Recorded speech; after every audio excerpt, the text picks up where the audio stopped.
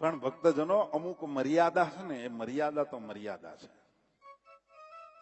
માળા ફેરવતા ફેરવતા બે ગોઠણની બહારની સાઈડમાં જો માળા રાખીને કોઈ ફેરવે, આમ રાખીને કોઈ માળા ફેરવે, ગોઠણની બહારની સાઈડમાં જો હાથ જાય તો એ માળા તમારી ગણાતી નથી, ફેલ છે.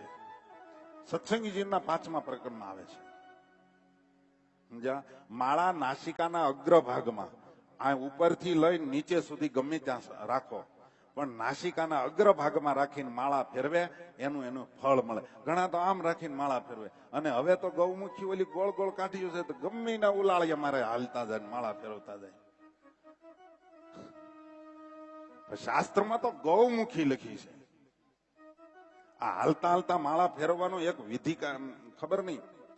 હાલતા હાલતા માળા ન ફેરવાય, સુતા સુતા માળા ન ફેરવાય, પથારીમાં બેસીને માળા ન ફેરવાય. સત્સંગી જીવનમાં લખ્યું છે બધું. સમજ્યા?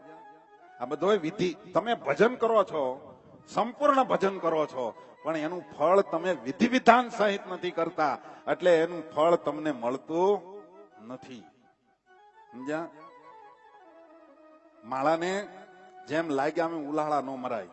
ઘણા તો કે ગૌમુખી લાવજે એટલે ત્યાંથી કરે ઘા, ઓલા બાપા કે જોળી ઓલા જીલી લે. ઘણા પુસ્તકોને હેઠા મૂકી દે.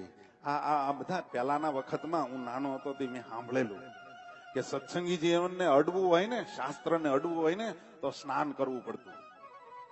અને આપણા શીખ લોકો હજુ પણ એ શાસ્ત્રને જયારે આ ગામથી બીજે ગામ લઈ જવાનું હોય તો રસ્તામાં ટ્રેનમાં લઈ જવાનું હોય તો ટ્રેનના ડબ્બા ધોવે.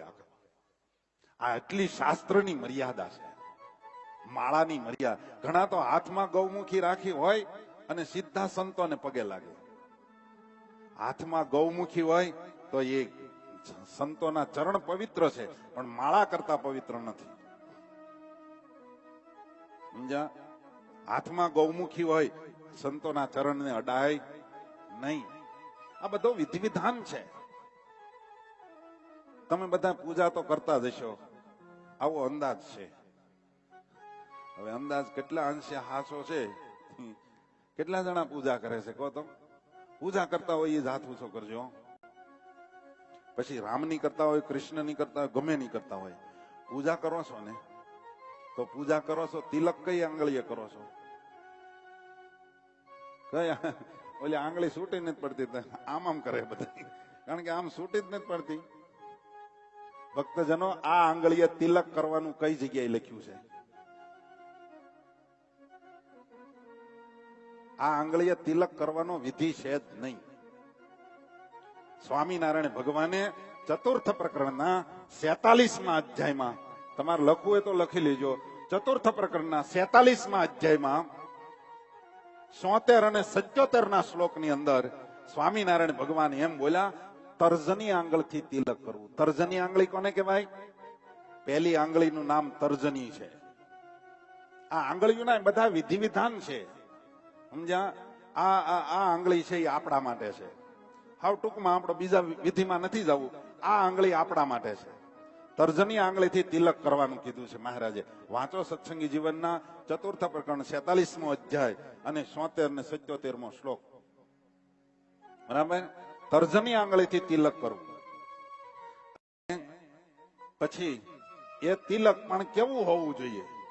તો કે ટચલી આંગળીના વચલા પર્વ જેટલું પોળું હોવું જોઈએ, અને એની કોરને ન અડે એવો મધ્યમાં ચંદનનો અથવા તો કુમકુમનો ચાંદલો હોવો જોઈએ. એમાં એવો વિધિ છે કે એનાથી નાનોય નહીં અને પાછો મોટોય નહીં. ઘણા તો હોહરવી ડાબલી જ સીધી લગાડે, એમનો સીધી એનો મોટો ચાંદલો નો હાલે. શાસ્ત્રની મર્યાદાથી બહાર છે. અને ઘણા એમ કે ટચલી આંગળીનું વચલું પર્વત બહુ હાકડું થાય, એના પ્રમાણમાં તમારું કપાળ હોય. શાસ્ત્રમાં લખ્યું છે એટલે એના પ્રમાણમાં જ કપાળ હોય. અને કોઈને વધારે હોય તો એ ટાઇલ કહેવાય, એને કપાળ ન કહેવાય. નહીતર ઘણા કે અમારે તો અહીં લગી છે, પણ એ ટાઇલ હોય, કપાળ તો અહીં લગી જ હોય. સમજ્યા? અર્જુનભાઈ સાચું કહેજો, આ બધું વાંચ્યું તમે?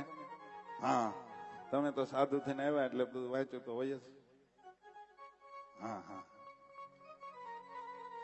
આ આંગળીથી તિલક કરાય, આ આંગળીના વિધાન છે, આ આંગળી આપણા માટે છે, આ પિતૃ માટે છે, અને આ તમારે જે તમે આંગળી ટચલી આંગળીની બાજુમાં એને અનામિકા આંગળી કહેવાય છે.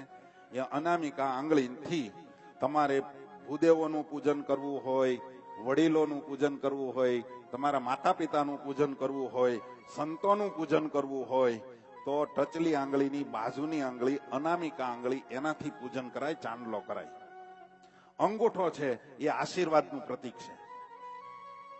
તમે લાલજી મહારાજ પાસે જશો ને તો એમની ક્રિયા ઉપરથી તમને ખબર પડશે. ગાડીનું પૂજન કરાવો કે કાંઈ કરાવો, પછી તમને ચાંદલો કરે ત્યારે આમથી આમ ચાંદલો કરીને માથે હાથ સીધો મૂકી દે. જેને નિરખીને જોયું હોય એને ખબર હોય. હે તો હું લાલજી મહારાજને નથી ખબર પડતી આ આંગળીએ કરાય કે આ આંગળીએ કરાય?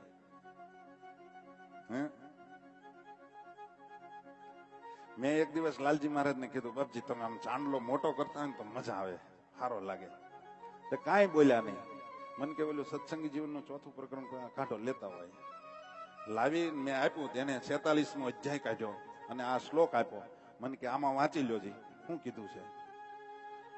મેં કીધું ગજબ છે. મેં કીધું અમે સાધુ છીએ, અમને ખબર નથી, બોલો. સમજ્યા?